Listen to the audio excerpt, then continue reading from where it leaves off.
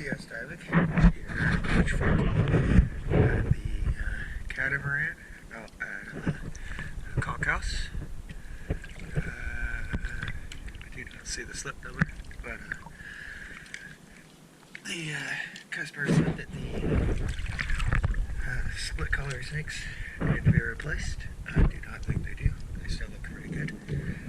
Still got a touch bit to clean up on the surface line, but everything else is looking good. We are starting to get some hard growth.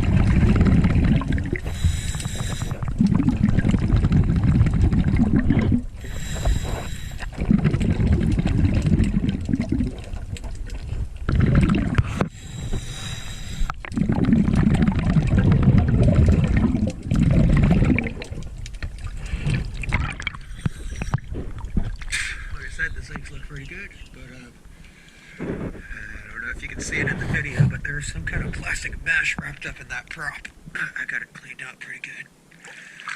A little stringy stuff left, but